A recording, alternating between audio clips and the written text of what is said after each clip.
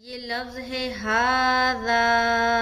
اب یہاں دیکھنا ہے کہ ہا کے اوپر کھڑا زبر ہے، اسے بھی کھینچیں گے، اور ذال کے ساتھ الف لگ کر آ رہا ہے، یہاں بھی کھینچنا ہے، تو دونوں کو کھینچ کر پڑھیں گے۔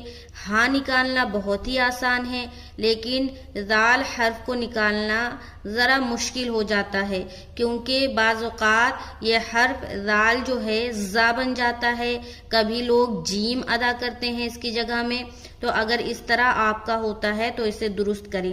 ذال حرف کو بہت ہی نرمی کے ساتھ اور بغیر سیٹی کے ادا کرنا ہے، جیسے کہ ہا کھڑا زبر ہا، ذال الف زبر ذا، ذا۔